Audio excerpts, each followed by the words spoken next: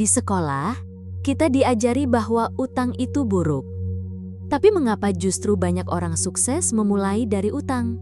Mungkin bukan utangnya yang jadi masalah, tapi cara kita memaknainya.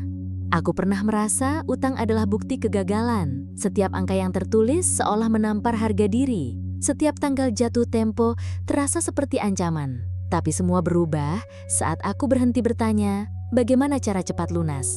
Dan mulai bertanya, apa yang sedang diajarkan semesta lewat utang ini?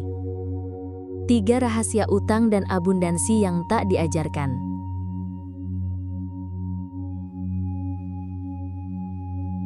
Energi pertama saat kamu meminjam uang adalah getaran dari dalammu. Apakah kamu percaya akan mampu mengembalikannya?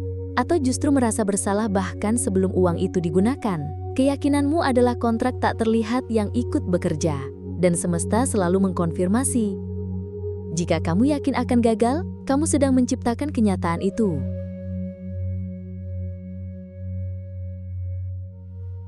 Semakin kamu fokus pada, aku harus lunas. Semakin kamu menanam pesan ke semesta, aku sedang kekurangan. Dan hukum abundansi tidak bekerja melalui rasa takut, tapi melalui rasa syukur dan visi yang memberdayakan. Gantilah doamu. Dari, semoga cepat lunas, menjadi, ya Allah, tuntun aku menggunakan uang ini untuk menciptakan nilai dan memberi manfaat.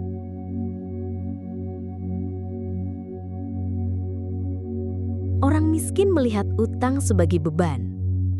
Orang sadar melihatnya sebagai modal untuk belajar, jembatan untuk ekspansi, alat untuk tumbuh. Yang membuat utang jadi penderitaan adalah saat uangnya digunakan untuk menambal luka batin. Saat kamu berutang untuk merasa cukup, bukan untuk berkembang. Maka latih pertanyaan ini. Apa yang bisa kulakukan agar uang ini tumbuh dalam berkah?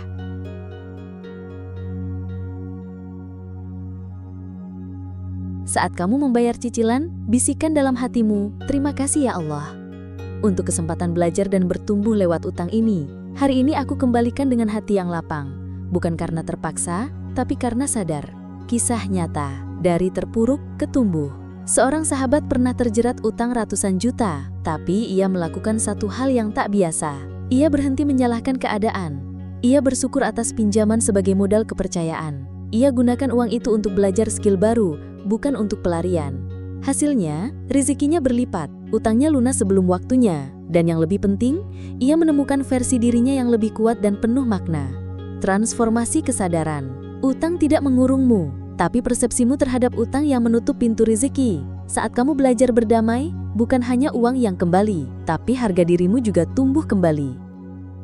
Ya Allah, jika hari ini aku sedang menanggung beban yang tak mudah, tuntun aku melihatnya bukan sebagai hukuman, tapi sebagai jembatan pembelajaran. Jadikan aku insan yang bertanggung jawab, tapi tetap tenang. Jadikan aku pribadi yang amanah, tapi tetap bersyukur. Dan jika utang ini bagian dari takdirmu, ubahlah ia menjadi berkah yang mengangkat derajatku. Jika video ini menyentuhmu, tuliskan di komentar. Hari ini aku belajar melihat utang sebagai ruang pertumbuhan. Like kalau kamu sedang dalam perjalanan pulang ke diri sendiri. Share ke sahabatmu yang sedang dikejar angka. Beling agar terus hadir di ruang hening. Karena keberlimpahan sejati tidak dimulai dari saldo, tapi dari ketenangan jiwa.